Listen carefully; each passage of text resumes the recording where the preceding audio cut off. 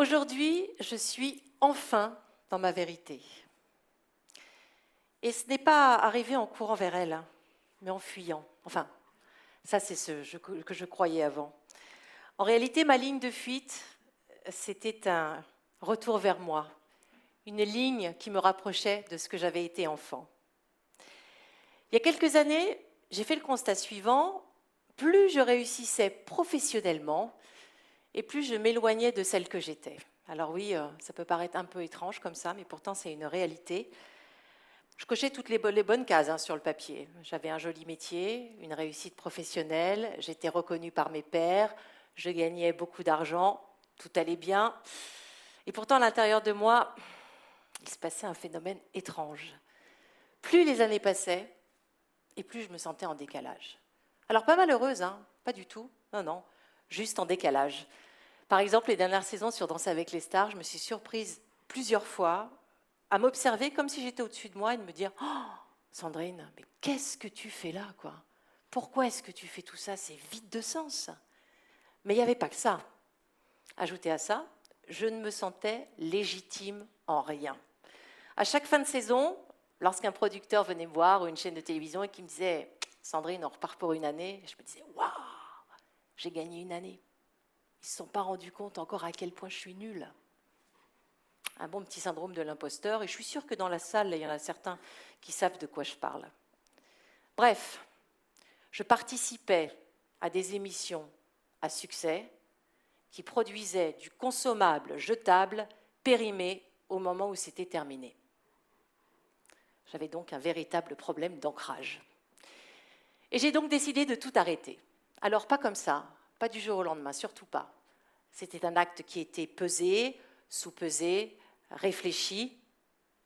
C'était ma seule voie possible. Et comme on sait ce qu'on perd, mais on ne sait pas forcément ce qu'on gagne, bah tout ça, ça ne s'est pas décidé en un jour. En fait, j'ai mis 20 ans à le comprendre. J'ai mis 20 ans à me comprendre et à réaliser que ma ligne de fuite était en fait une ligne d'alignement qui ramenait vers ce que j'étais enfant, vers ce que j'étais petite. Il faut que je vous en parle justement de mon enfance, parce qu'elle est déterminante dans mon parcours. Lorsque j'étais toute petite, j'étais une enfant d'une timidité maladive. J'avais peur de tout, je sortais de chez moi avec la boule au ventre, tout m'angoissait, j'étais collée au basque de ma mère, chaque changement de routine était insupportable pour moi, bref, un enfant pas très simple. Et un jour, je fais des courses avec ma mère, on est devant la boulangerie, et elle me dit « Tiens Sandrine, aujourd'hui c'est toi qui vas aller acheter le pain ».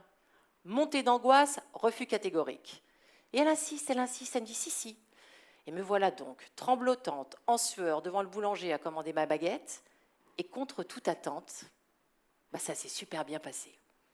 Parce que dans 99,9% des cas, ça se passe bien d'aller acheter son pain chez le boulanger. Et donc, je suis ressortie de là, alors un peu tremblotante, mais j'étais quand même super fière. J'avais l'impression d'avoir accompli un acte héroïque. Et je me suis dit, du haut de mes 8-9 ans, qu'il ne fallait pas que je subisse ma vie comme je la subissais jusqu'alors. Et que pour m'en sortir, il allait falloir que j'accomplisse plein de petits actes héroïques, des caps ou pas caps.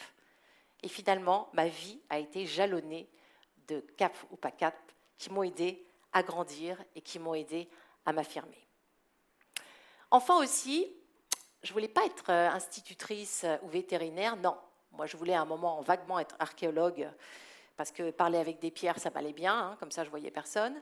Non, moi je voulais être rockstar. Ah ouais. J'étais passionnée par la musique, fascinée par toutes les émotions qu'elle me procurait. Aujourd'hui, mes souvenirs, c'est comme une immense playlist. Mais il y avait un petit hic. Être d'une timidité maladive et front girl, ça n'allait pas tellement ensemble. Alors je m'intéressais à la création, je me demandais comment c'était possible d'avoir toutes ces idées pour créer de la musique. Et puis je chantais dans ma chambre. Et les rares fois où je me produisais, c'était devant mes parents, forcément, puisque je ne sortais pas tellement de chez moi. J'avais un accueil amusé, bienveillant, mais jamais encourageant. Hein, parce qu'artiste, ce n'est pas un métier dans ma famille. Mon papa et ma maman étaient chefs d'entreprise, une petite entreprise familiale. Ils avaient travaillé dur, il n'y avait pas tellement de place pour la fantaisie. Moi, j'ai été élevée dans la rigueur du travail, donc tout se mérite, il faut en chier pour réussir. Voilà, ce genre de choses quand même assez marquantes. C'est vrai que ça heurtait un petit peu ma sensibilité, mais je me disais, bon, sont mes parents, ce sont des adultes, ils doivent forcément avoir raison. Alors je suis rentrée dans le moule. Je suis restée la petite fille sage, raisonnable. J'ai fait mes études, ce qu'attendaient mes parents de moi. J'étais une good girl. Mais ça ne peut pas durer tout le temps. En fait, ce n'était pas que l'art n'était pas pour moi. C'était juste que je ne m'autorisais pas à tenter ma chance et à pratiquer. Et puis, il y a une autre croyance qui a été très limitante pour moi pendant de nombreuses années, celle qui dit « on ne peut pas faire plusieurs choses à la fois et les faire bien ». Alors aujourd'hui, j'en suis le contre-exemple, puisque je chante, j'écris, je compose, j'ai été signée en maison de disques, j'ai sorti un album, un EP, je joue au théâtre, je fais des tournées partout en France, j'ai une boîte de prod, enfin, je fais plein de choses. Mais tout ça, il m'a fallu du temps à réaliser qu'il faut libérer son intuition, et que si on ne libère pas son intuition, et que si on n'écoute pas sa petite voix, eh ben, on s'enferme nous-mêmes dans nos murs intérieurs. Et on retombe sans arrêt dans les mêmes patterns. Le courage, qu'est-ce que c'est ? Le courage, c'est donc d'oser sa cohérence. À l'époque de mes parents, on nous demandait de trouver notre voie, entre 16 et 20 ans. Enfin, c'était une voie d'ailleurs, c'était même pas la nôtre d'ailleurs. C'était on y va, on est parti pour 40 ans de métier. Mais pourtant, on a le droit de changer, non ? À 20 ans, c'est normal de ne pas savoir ce qu'on veut faire. À 40 ans, c'est normal aussi de vouloir changer de vie, prendre un autre parcours. Et changer, ce n'est pas trahir ce qu'on a été, c'est honorer ce que l'on va devenir. Et puis j'ai appris aussi, pendant toutes ces réflexions et ces années, qu'on peut être à la fois sérieux, créatif, intuitif, raisonnable. C'est quand même formidable tout ça. Donc j'étais faite pleine de croyances, pleine de certitudes qui étaient héritées de mes parents, bien sûr, de mon éducation, de ma peur que j'essayais de contourner et de passer outre au fur et à mesure. Alors un jour, j'ai décidé d'arrêter de demander la permission. Et ce jour-là, tout a changé. Alors pas immédiatement, mais profondément. Il y a quelque chose de puissant qui s'est mis en marche. C'était la reconnexion avec moi-même, la reconnexion avec Sandrine, enfant. Alors, quand on décide de changer, il faut préparer ses objectifs. Il faut les définir, anticiper son changement. Vue de l'extérieur, elle nous fait sa crise de la quarantaine, elle est en plein pétage de plomb. Non, changer de vie, c'est tout, sauf péter les plombs. Croyez-moi, ça demande de réfléchir, ça demande de la préparation, il faut le préparer, il faut l'anticiper, son renouveau. Et ça demande aussi une certaine méthode.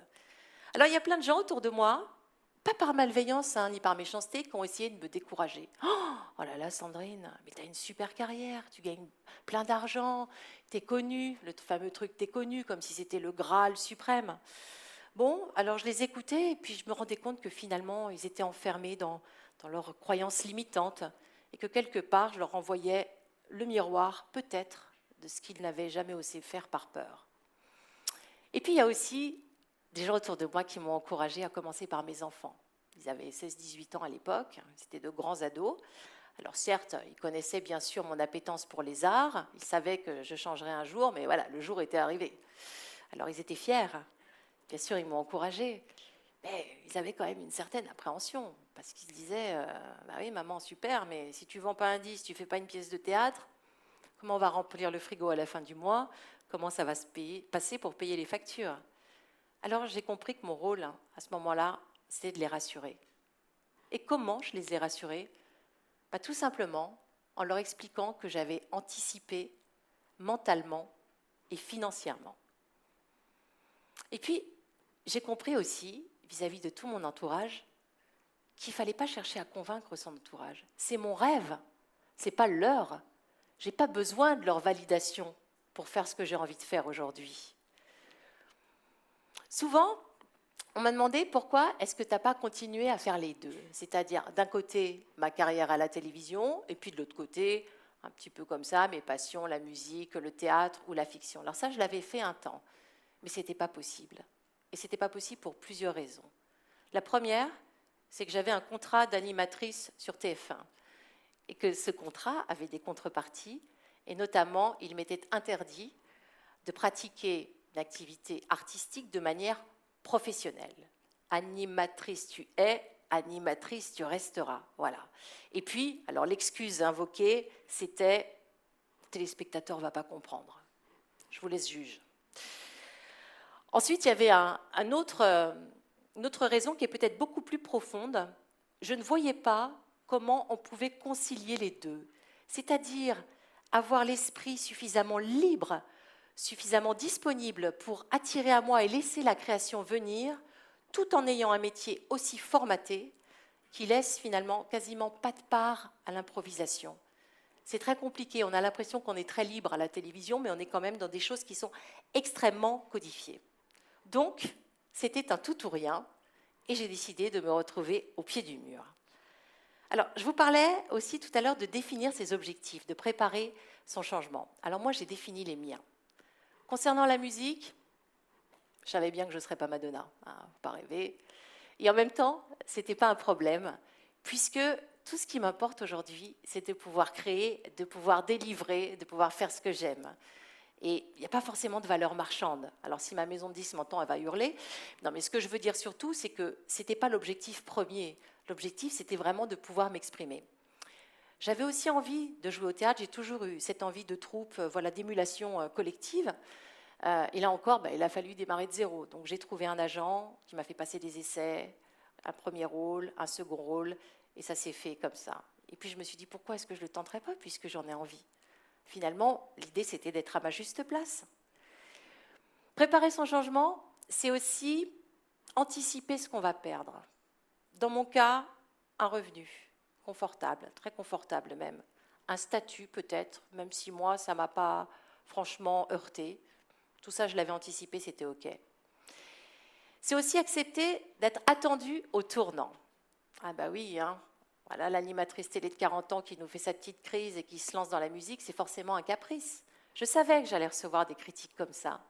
Je savais que je ne serais pas forcément la bienvenue, qu'il y aurait peut-être un petit peu de curiosité, mais ce serait quand même beaucoup de scepticisme aussi. Mais c'est bon, j'étais OK avec ça. Anticiper son changement, c'est aussi accepter les échecs. Parce qu'une fois qu'on a décidé de se lancer dans cette voie-là, elle est quand même un peu sinueuse, cette voie, comme toutes les voies de la vie. Donc parfois, on recommence, on se trompe, on n'est pas sur la bonne voie. Mais surtout, moi, ce qui vraiment me préoccupait beaucoup, c'était de me dire, je ne veux pas retourner à ma vie d'avant pour les mauvaises raisons. Les mauvaises raisons, on les connaît, c'est parce que je n'étais pas satisfaite, je n'étais pas remplie de ce métier d'avant, et puis aussi pour des raisons financières, parce que la facilité aurait été de revenir faire des émissions télé et de me dire, c'est bon, je reprends mon chèque à la fin du mois et je chantonne dans ma salle de bain. Mais en fait ça, c'était pas possible. Et j'ai eu cette grande chance, parce que ce métier, comme je vous le disais, vous allez croire que je parle que de ça, mais c'est une réalité, c'est important, m'a apporté une assise financière. J'ai pu mettre de l'argent de côté. J'ai mis de l'argent de côté pendant 3 ans, en me disant, voilà, tu as 2 ans, si tu ne se passe rien, si tu n'as rien du tout, tu auras de quoi vivre et tu n'auras pas la tentation de revenir en arrière pour les mauvaises raisons. J'avais mesuré les conséquences, j'avais réfléchi au risque, il était temps de passer à l'action. Et alors le point de bascule s'est passé à un moment où je ne m'y attendais pas vraiment. J'avais décidé d'arrêter ma carrière en juin 2018, mais me voilà sur le plateau de Danse avec les stars, en octobre 2017, émission en direct, et là, on ne me parle pas très bien dans l'oreillette. Ça pouvait arriver par moments sous le feu de l'action. Et ce jour-là, je me suis dit, tiens, non, voilà, c'est plus possible, je ne veux plus ça, j'arrête. C'était un samedi soir, je suis allée voir mon patron le lundi pour lui dire que j'arrêtais la télévision. Je lui ai dit, bien sûr, je ne te plante pas en milieu de saison, je vais aller jusqu'au mois de décembre. Et voilà, ça s'est passé comme ça. Et je n'ai pas réagi par vexation, par vengeance.